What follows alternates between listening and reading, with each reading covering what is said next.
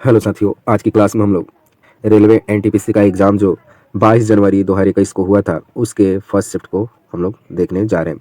और आप लोग को मालूम होगा कि इस सीरीज़ में हम लोग टोटल 133 शिफ्टों के प्रश्नों को देखते हैं। तो आप लोग क्या करेंगे, आप लोग को बस चैनल को सब्सक्राइब कर लेना है और टोटल 133 शिफ्टों का आनंद लेना है और आपको तैयारी अच्छे से कर लेना है।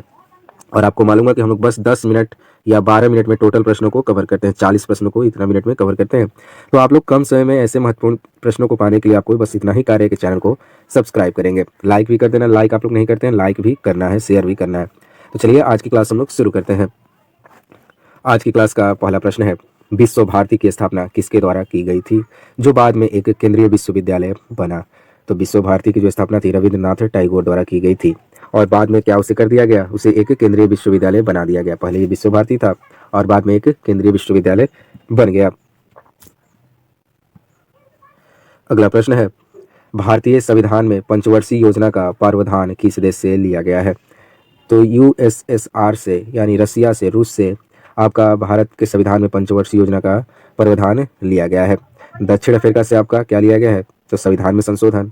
आयरलैंड से लिया गया है नीति निर्देशक तत्व और यूएसए से लिया गया मौलिक अधिकार। तो आप लोग ये सारे फैक्ट को याद रखेंगे और ये रूस से ही मौलिक कर्तव्य भी लिया गया है। तो इतने फैक्ट आप लोग याद रखेंगे।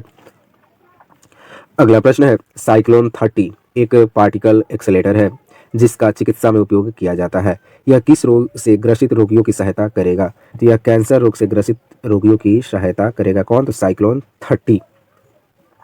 और आप लोग को बता दिया जाए कि चैनल पर सारे एग्जाम का प्लेलिस्ट अपडेट कर दिया गया है, चाहे वो रेलवे हो या एसएससी हो, चाहे वो कोई पुलिस का एग्जाम हो, चाहे वो जीडी का हो, एसएससी जीडी हो, सबका प्रीवियस पेपर का प्लेलिस्ट अपडेट कर दिया गया। आप लोग जाकर वहाँ से सारे पेपर को देख लेंगे क्योंकि आपको अब पता चल गया होगा कि प्रीवियस पेपर किसी एग्जाम को क्रैक करने के लिए कितना महत्वपूर्ण होता है।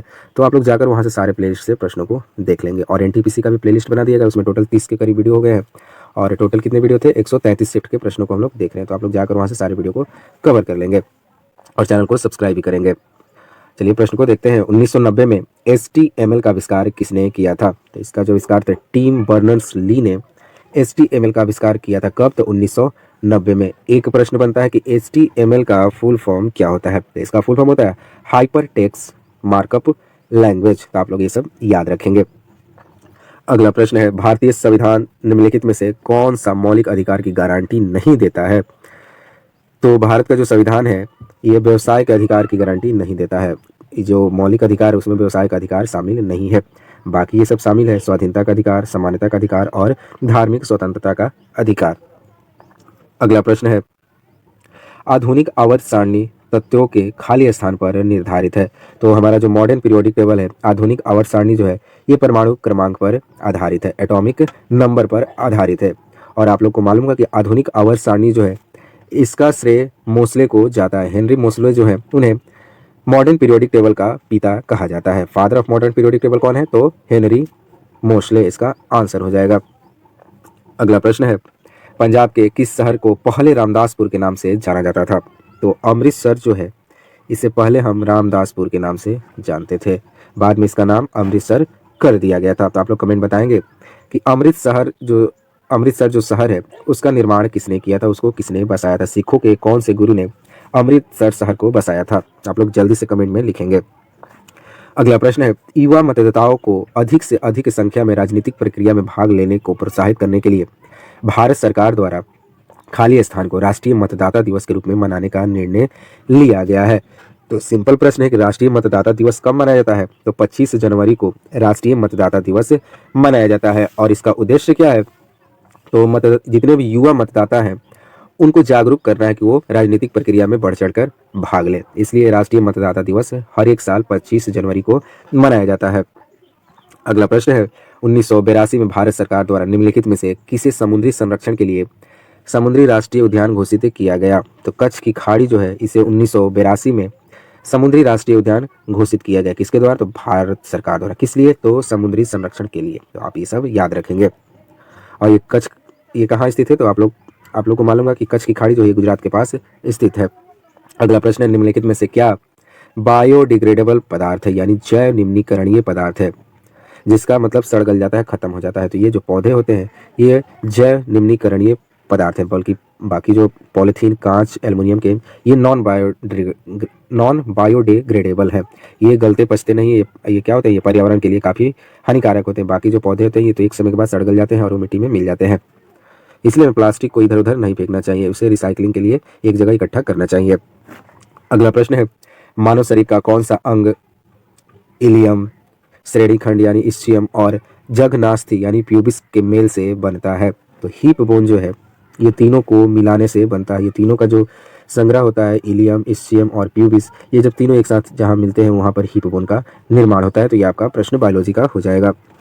अगला प्रश्न है, भारत के इनमें से किस शहर में प्रति वर्ष होली के दिन हाथी उत्सव मनाया जाता है? तो ये जयपुर में होली के दिन हाथी उत्सव मनाया जाता है। कहाँ पर? तो जयपुर में।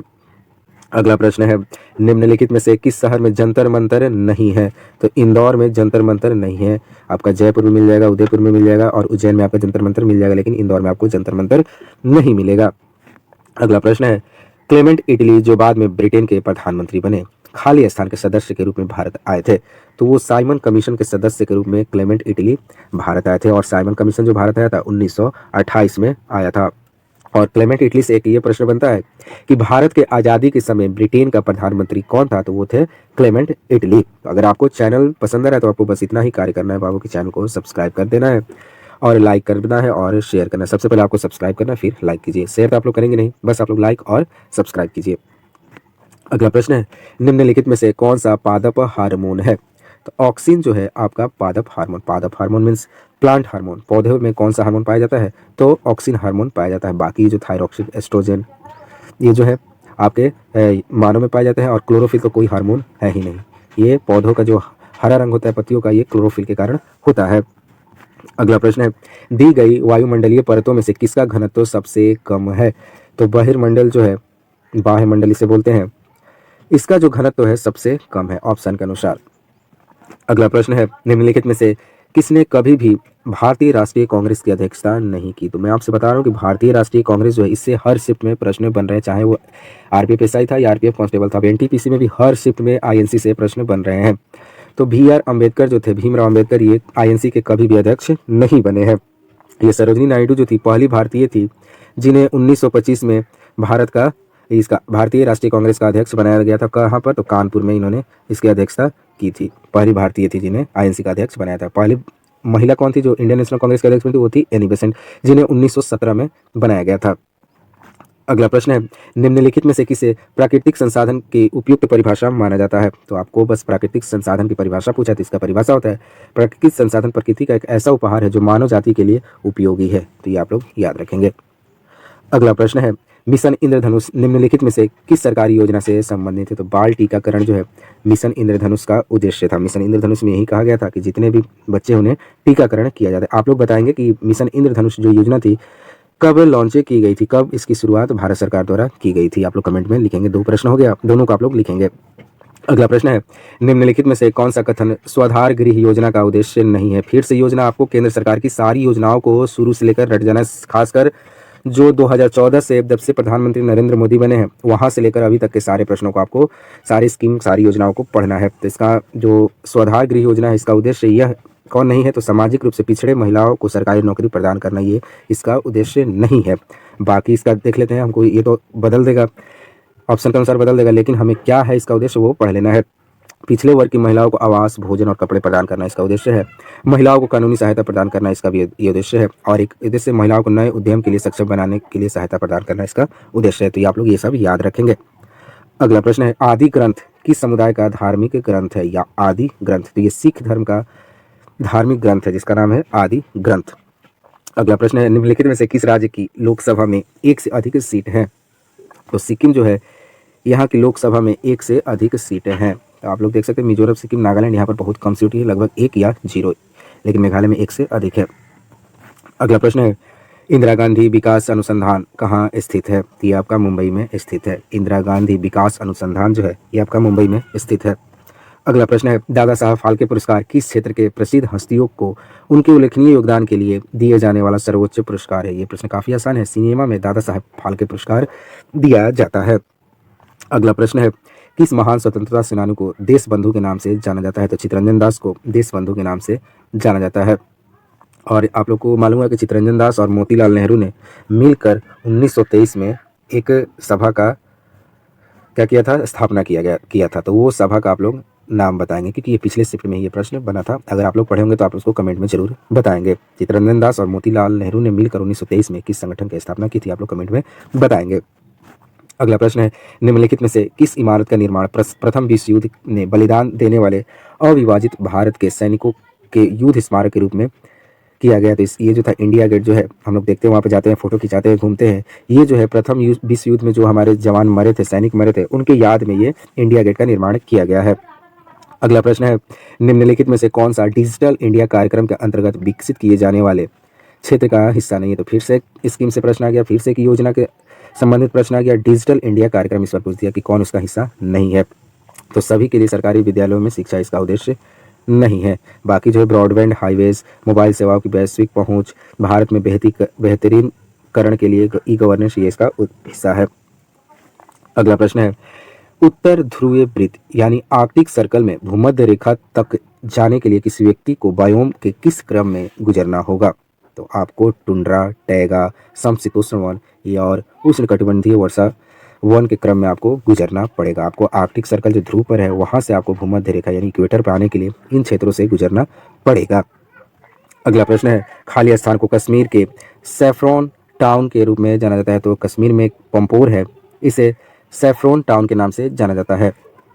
अगला प्रश्न है, खाली स्थान का अर्थ उन अवांछित वाणिज्यिक ईमेल से है जिसकी इंटरनेट पर बाढ़ रहती है। तो स्पैम जो है, स्पैम का अर्थ है अवांछित वाणिज्यिक ईमेल।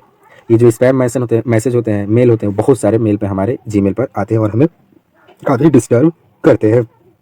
इनका कोई फायदा इनसे नहीं है। अगला प्रश्न है, भारतीय संविधान का कौन सा अनुच्छेद अल्पसंख्यकों के हितों की रक्षा से संबंधित है? तो ये अनुच्छेद 29 जो है अल्पसंख्यकों के हितों की रक्षा से संबंधित है। अगला प्रश्न है, केंद्रीय एग मार्ग प्रयोगशाला भारत के किस शहर में स्थित है?